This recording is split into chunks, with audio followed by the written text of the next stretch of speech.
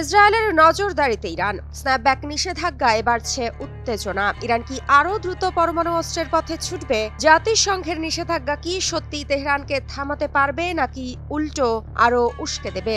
আর Israel কতটা প্রস্তুত এক সম্ভাব্য অগ্নিঝড়ের মুখোমুখি হতে? এসব প্রশ্ন এখন ঘুরপাক খাচ্ছে বিশ্বব্যাপী।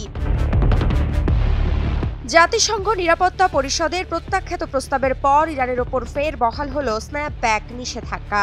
এর আওতায় কার্যকর হয়েছে অস্ত্র বিক্রি এবং ক্রয়ে নিষেধাজ্ঞা, ইউরেনিয়াম সমৃদ্ধকরণে কঠোর নিষেধাজ্ঞা, ব্যালিস্টিক মিসাইল কর্মসূচি সীমিতকরণ, সম্পদ জব্দ ও ভ্রমণ নিষেধাজ্ঞা। নতুন করে এই বিধিনিষেধ জারি হওয়ার পর থেকেই তীব্র সতর্কাবস্থায় রয়েছে ইসরায়েল।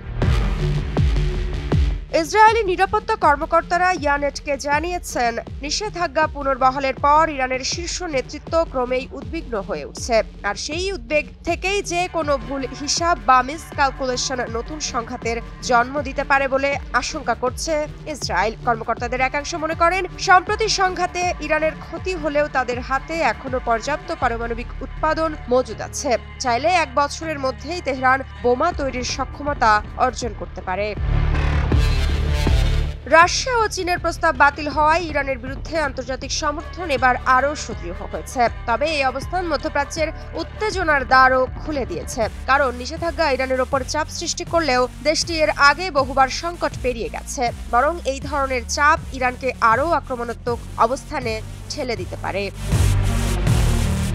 একজন সিনিয়র ইসরায়েলি কর্মকর্তা স্পষ্ট করে বলেন, ইরান এখনো এক শক্তি। খামেনি চাইলে আগামীকাল সকালেই যে কোনো মূল্যে বোমার দিকে দৌড় দিতে পারেন। ইসরায়েলের জন্য এই বার্তা যথেষ্ট আতঙ্কজনক। দেশটির গোয়েন্দা ও সামরিক নেতৃত্ব আশঙ্কা করছেন, নিষেধাজ্ঞা, ক্ষেপণাস্ত্র পরীক্ষা ও পুনর্গঠন কার্যক্রম মিলিয়ে ইরান আগামী মাসগুলোতে আরও ঝুঁকিপূর্ণ হয়ে উঠতে পারে।